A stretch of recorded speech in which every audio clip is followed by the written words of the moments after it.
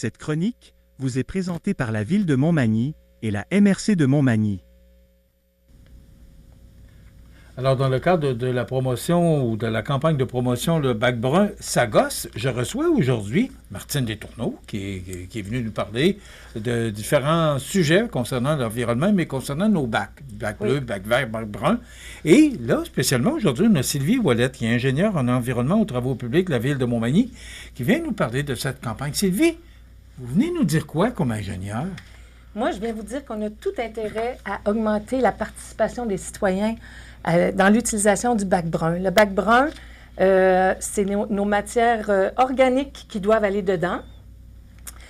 On a des bons résultats à Montmagny. C'est implanté depuis 2020 dans le secteur urbain. C'est implanté depuis l'année passée seulement dans le secteur rural.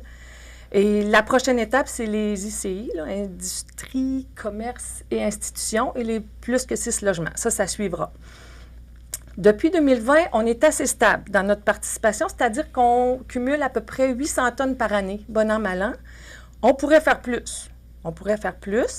Ça inclut les résidus verts. Ce que nous, on observe à la Ville, dans nos statistiques, c'est que le tonnage j'appelle ça la période d'été, c'est-à-dire de avril à novembre, il est beaucoup plus élevé par mois que le tonnage d'hiver, de décembre, janvier, février, mars.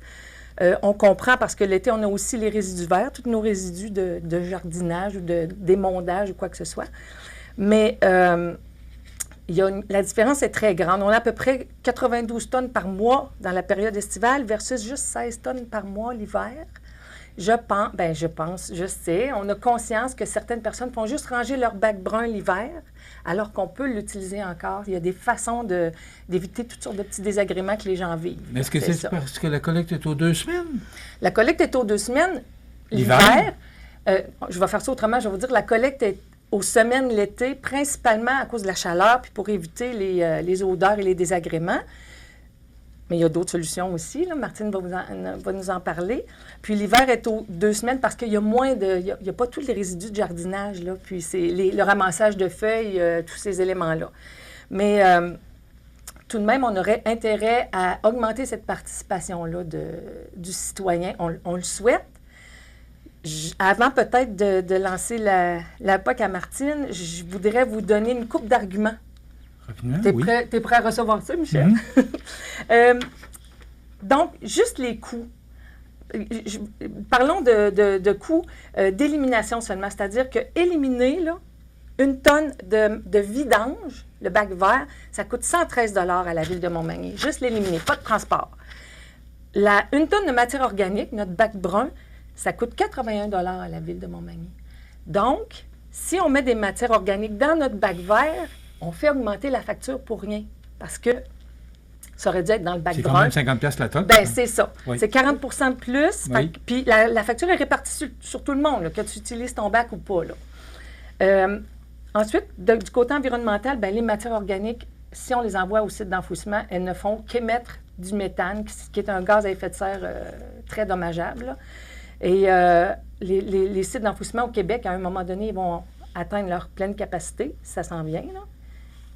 Puis, on ne veut pas qu'il s'ouvre un site d'enfouissement dans notre secteur, là. Ça, c'est certain, là. Donc, c'est important de développer des nouvelles manières de gérer nos déchets. Exactement. De trier, de mettre ce qui va au recyclage, mais ce qui est organique, on peut le mettre au compost. Il y a différentes manières de procéder.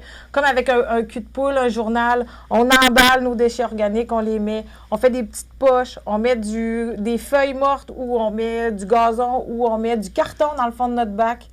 Puis si on trouve que ça sent, on peut rajouter du vinaigre, on peut rajouter du bicarbonate de soude, puis on rajoute une couche de matière comme du carton ou du journal, puis après on remet notre matière organique.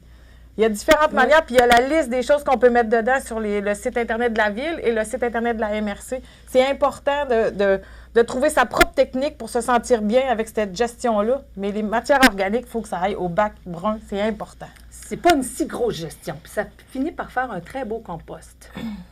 Voilà. Alors, mission accomplie à partir du moment où on récupère, ben là, on sauve de l'argent, c'est notre environnement aussi qui est meilleur. Et, ben voilà, on avance. On a des bons trucs pour éviter les désagréments. Il faut penser à l'avenir. Oui, c'est Merci important. beaucoup.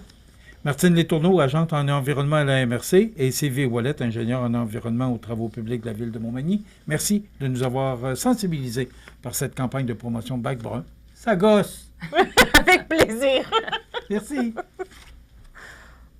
Cette chronique vous est présentée par la Ville de Montmagny et la MRC de Montmagny.